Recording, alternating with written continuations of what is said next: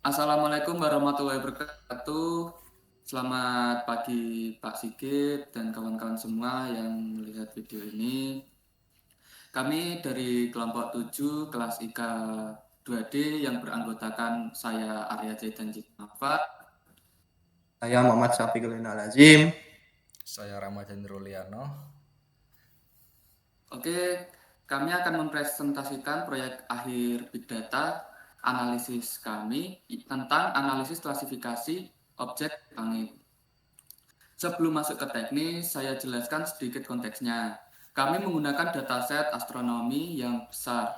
Tantangannya adalah bagaimana memproses data ini untuk menentukan apakah sebuah objek itu bintang, galaksi, atau kuasar. Solusi yang kami pilih adalah menggunakan Apache Spark. Oke, di sel pertama ini kita adalah setup Apache Spark. Kita mulai dari sel pertama yaitu setup environment. Karena kita menggunakan Google Colab, Spark tidak tersedia secara default. Jadi kita install terlebih dahulu menggunakan perintah pip install minky spark. Lanjut ke Spark Builder. Di sini adalah bagian terpenting untuk membangun Spark Session. Perhatikan baris master lokal. Ini parameter krusial. Lokal artinya Spark berjalan di satu mesin ini saja. Tanda bintang artinya kami memerintahkan Spark untuk menggunakan seluruh core CPU yang tersedia di komputer ini. Tujuannya pemrosesan data dilakukan secara paralel dan maksimal. Lalu di bagian apps name, kami beri nama aplikasi ini tugas akhir simple agar mudah diidentifikasi di Spark UI.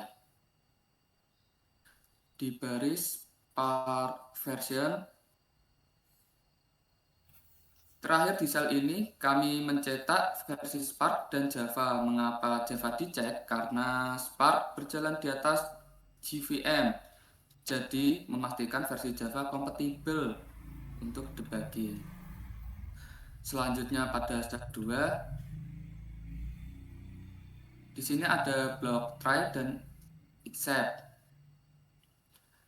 Jadi kami membungkus proses loading data dalam blok try dan except ini untuk praktis agar jika file lupa di-upload, program tidak crash begitu saja, tapi memberikan pesan error yang jelas. Di spark_read.csv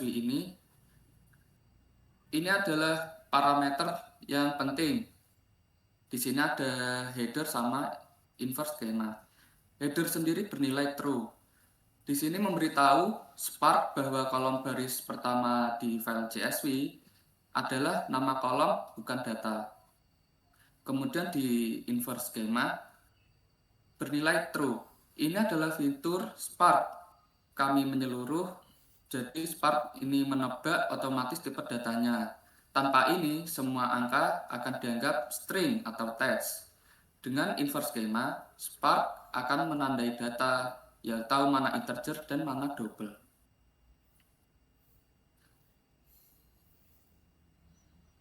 Dan di sini adalah output dari inverse schemanya.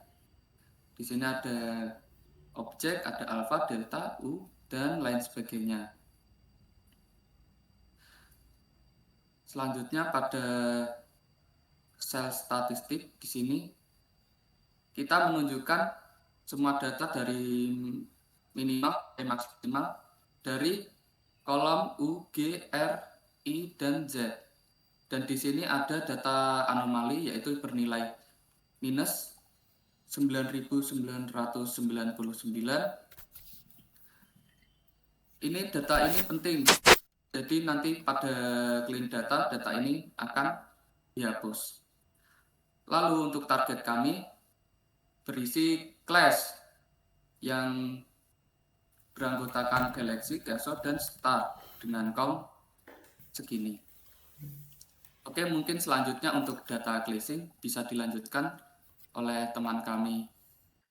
Oke, sekarang kita masuk ke tahap terpenting dalam persiapan data ini, yaitu data cleansing. Nah, di sini kita melihat dataset awal memiliki 100.000 data. Namun, data astronomi dari sensor teleskop seringkali memiliki glitch ataupun error. Nah, bisa dilihat di langkah 1 ini, kami melakukan filtering terhadap nilai negatif 9999. Angka ini bukan angka fisik yang valid untuk lubang cahaya, melainkan error flag dari sistem teleskop SDSS. Jika angka min 99 ini ikut terhitung dalam rata-rata, maka statistik data akan hancur. Nah, oleh karena itu kami di sini memfilter baris di mana nilai U ini, G dan Z harus lebih besar dari min 99. Selanjutnya ke langkah kedua yaitu feature selection. Di dataset ini memiliki kolom seperti run, camcall, dan field ID. Dan ini hanyalah nomor teknis kamera, sama seperti kita tidak bisa memprediksi nilai ujian siswa berdasarkan nomor absennya. Kita juga tidak bisa memprediksi jenis binatang dari ID kamera, jadi kolom sampah ini kami buang. Nah, di sini ada outputnya. Nah, di sini dari 100.000 data, yang tersisa adalah 9.999. Hanya ada satu baris data yang ternyata error, yaitu bernilai min 9999. Dan berhasil kami eliminasi. Nah, untuk memastikan lagi, kami menjalankan perintah describe di sini. Sekarang nilai minimum untuk U adalah 10,99, bukan lagi min 99. Ini membuktikan bahwa dataset kami sekarang sudah bersih secara statistik dan siap diproses. Dan lanjut untuk bagian selanjutnya ada transformasi dan feature engineering. Ini adalah bagian yang membedakan pemrosesan data biasa dengan machine learning pipeline di Spark. Di string indexer ini, komputer tidak mengerti teks galaksi dan stars. Kami menggunakan string indexer untuk mengubah label ini menjadi angka numerik seperti 0 untuk galaksi, 1 untuk star, dan 2 untuk quasar. Dan kedua yang paling penting di Spark adalah vector assembler.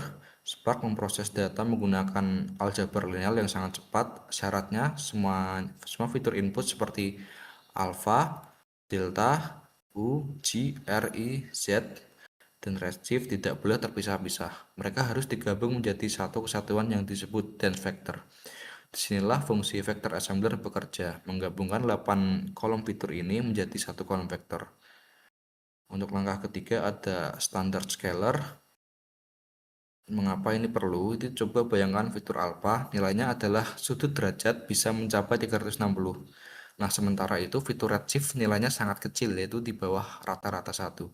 Nah, jika data ini langsung dimasukkan ke model, algoritma akan tertipu. Ia akan menganggap alpha jauh lebih penting hanya karena angkanya besar. Nah, itu sendiri tidak adil ya.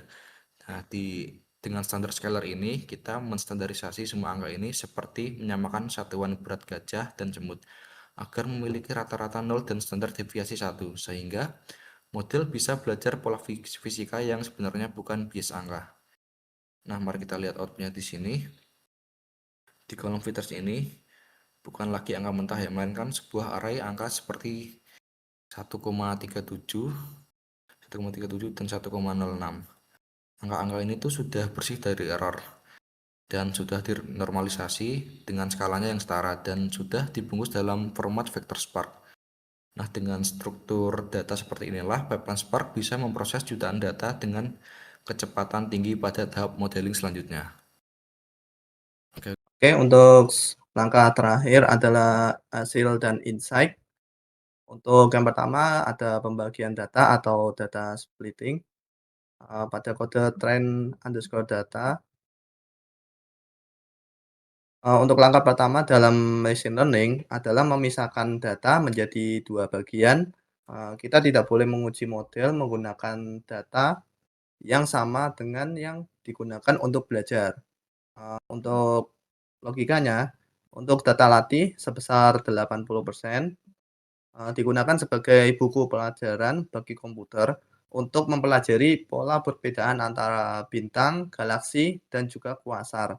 Untuk data ujinya adalah 20%, disimpan sebagai soal ujian rahasia. Komputer belum pernah melihat data ini sebelumnya, sehingga kita bisa mengukur kemampuan aslinya secara jujur. Kemudian ada sheet sama dengan 42, ini adalah kunci pengacakan. Fungsinya agar setiap kali kode dijalankan, pembagian datanya selalu sama atau konsisten, tidak berubah-ubah. Kemudian yang kedua ada pembangunan dan pelatihan model atau modeling. Untuk kodenya seperti ini, RF sama dengan Random Forest Classifier dan seterusnya. Kami mendefinisikan otak buatan yang akan kami gunakan. Untuk logikanya, Random Forest Classifier, kita memilih algoritma Random Forest. Algoritma ini bekerja dengan membuat banyak pohon keputusan atau decision trees dan mengambil suara terbanyak atau voting. Kemudian ada 6 tree sama dengan 50. Kita memerintahkan komputer untuk membuat 50 pohon keputusan. Semakin banyak pohon biasanya semakin akurat, tapi prosesnya memang agak lebih lama. Dan angka 50 adalah titik tengah yang lebih baik. Kemudian ada kode feed train data. Ini adalah proses belajar atau training. Komputer akan membaca 80% data tadi untuk menemukan pola. Kemudian transform test data, ini adalah proses ujian atau prediction. Model yang sudah pintar tadi disuruh menebak label untuk 20% data sisanya. Kemudian langkah selanjutnya adalah evaluasi visual 1, confusion matrix. Untuk kodenya seperti ini, Y sama dengan true dan seterusnya. Karena output prediksi Spark masih berupa data yang terbesar, kita mengambil kolom label atau kunci jawaban dan prediction untuk jawaban komputer, lalu mengubahnya ke format pandas agar bisa digambar. Untuk logikanya seperti ini. Visualisasi ini untuk menjawab pertanyaan, seberapa sering komputer salah tebak, maka grafik confusion matrix atau kotak-kotak berwarna biru itu memperlihatkan perbandingan.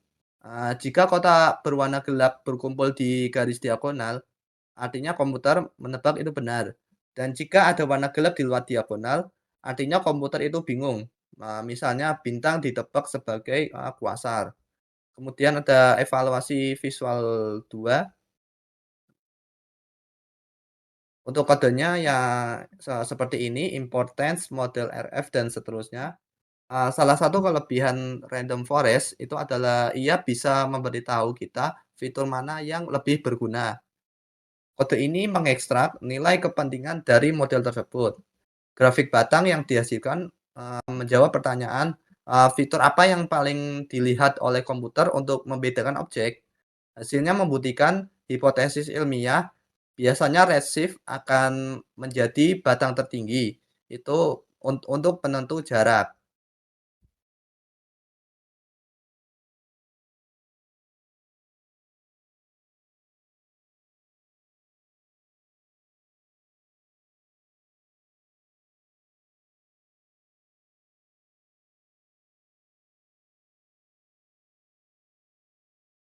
Untuk selanjutnya ini adalah data setelah model dilatih. Ini hasil evaluasinya. Bisa dilihat tunjuk kotak-kotak biru, biru gelap di diagonal seperti ini. Pada konversi matik ini, kita bisa melihat diagonal utama yang berwarna paling gelap. Artinya, mayoritas prediksi model itu tepat sasaran. Model yang sangat baik dalam membedakan galaksi dan bintang, meskipun ada sedikit kesalahan prediksi di luar kategori kuasar. Namun secara umum, performanya sangat memuaskan. Dan ini output untuk insight paling berharga dari proyek kami. Berdasarkan analisis fitur importance tadi, ternyata fitur redshift itu adalah penentu utama klasifikasi. Ini sangat relevan dengan teori astrofisika. Redshift mengukur pergeseran merah akibat efek Doppler yang menunjukkan seberapa cepat objek menjauh dari bumi. Galaksi dan kuasar biasanya memiliki redshift tinggi karena sangat jauh, sedangkan bintang memiliki redshift yang sangat rendah. Jadi, model machine learning kami berhasil menangkap fenomena fisika yang sebenarnya. Baik, sekian presentasi dari kelompok kami. Bila ada kesalahan dalam penyebutan kata dari kelompok kami mohon maaf. Terima kasih. Wassalamualaikum warahmatullahi wabarakatuh.